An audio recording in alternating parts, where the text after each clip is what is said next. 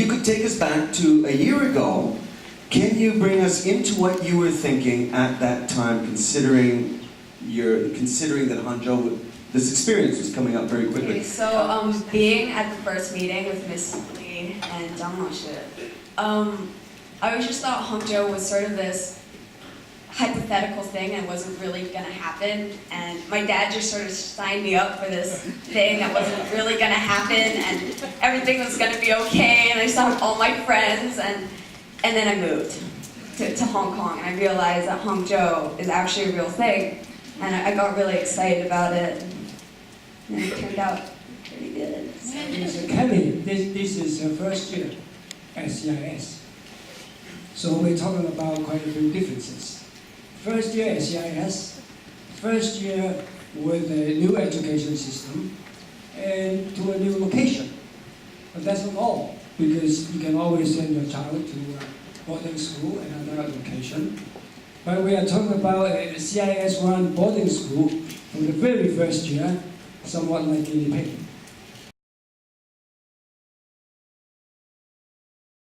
It's really hard, like, I don't want to leave. Yeah, but a lot of things that happened this year, I would never have gotten the opportunity if I hadn't went, and I'm just really thankful for everything. I'm just going to make the most out of the next few months that I have here. I think, but I have said to them that if I had the option to stay another year in year 11, I would so far, and I think that if I stayed another year, I'd get even more out of it, especially in Chinese. I know it sounds cliche, but I improved my Chinese a lot because I was in China. It's become like my family, and it's going to be so hard for me to get back to my own family. Leaving all the connections that we've made with teachers, with students, with Greentown students, it's just going to be hard to come back to Hong Kong and have a different environment and everything change. I wonder how the parents feel, how you feel about having your son or daughter return to you. I should change my paradigm for parenting after that when they come back. And I think the key word is to watch them and let's see, how the new growth makes a difference in the family and how we adapt to them. So, yeah, I'm excited to have him back. I think having Sierra gone to Hangzhou, I don't feel like she was gone because she seemed to come back every 5 weeks or like 2 weeks or 3 weeks.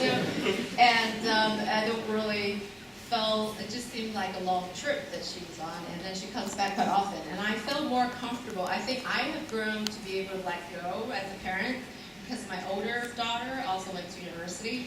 I think I would feel more comfortable that knowing that she will be able to do well and be happy while she's away. I think that's important for me to learn as well.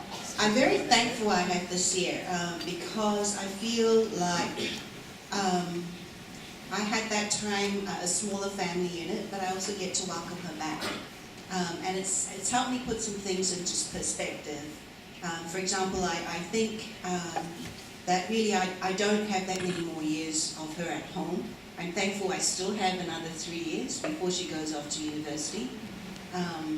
And I've also had a glimpse of what her living away from us is like, so I'm very thankful for that. Also during the holidays that she has been back, initially I felt that there's way too many holidays.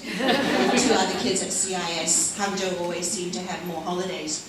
But when she was back and I had that one-on-one time with her, they were actually amazing because I had some incredible conversations with Abigail during those times. I would not otherwise have had with 3 kids, everyone having their demands on my time. So yeah, I hope those times will continue.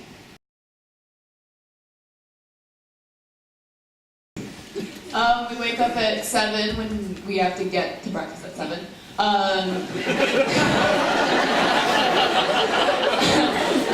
Class starts at 7:55 and we have 2 classes in the morning, and then we have a half an hour break, and then we have another 2 classes, and then there's lunch, and then we have a break from lunch until 5 where we have either activities, community service, or free time to do homework.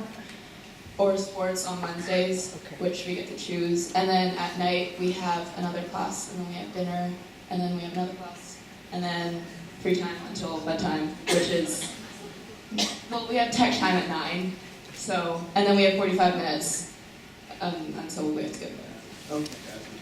Okay, so at 9 o'clock, we all have to give in our tech. That includes laptops, phones, iPods, anything basically. And I personally love the tech rule because I have to give my tech in at 8, and so I have 1 more hour to party, so that's pretty amazing. But I think it's a really good thing to have tech rule because we have 45 minutes to just talk to each other, and I think that's really important. Everyone basically has a laptop. Well, everyone has a laptop, everyone has a phone. So normally you give that in. My schedule is something like 9 o'clock, get shouted at, don't give it in. 9:05, get shouted at. A little bit more, 9:10, you give it in most of the time. Depends. My coach mentor just arrived and he's sitting there giving me the evil eye right now. No, but yeah, like kind of sad. Don't have video games in Hangzhou. That's kind of sad. I can't waste my time doing stuff which I shouldn't be doing. Yeah. For those people who are wondering about blog sites such as like Facebook, YouTube, we have all that because there's some kind of link between here and Hangzhou, so you still get Facebook. Yeah. And when Jasmine got home, was that the person that arrived at my house was quite a different person. We talked a little bit about this just a few minutes ago. But I'm wondering if we could kind of talk a little bit about how you feel that Hangzhou has changed your son or daughter. For me, I found Jasmine to be significantly more mature in the sense that the level of our conversation rose significantly. And perhaps the most amazing thing is that she did her laundry. And that was awe-inspiring. I'm not sure yet how Axel's changed. I think we'll find out when he moves back to tell at the holidays. But the one thing I can say is that the tech rule is wonderful. Because before we always had problems with the laptop at home and with gaming. And when he was home at Christmas, I said to him, you know, you can do one more game and then you've got to bring the laptop to my bedroom. And up it came every evening to my bedroom, and I was most impressed. So that's absolutely fantastic. So when he came back, and he was so happy to show me a planner. He says, Mom, look at this. It's a yearly, monthly, weekly, and then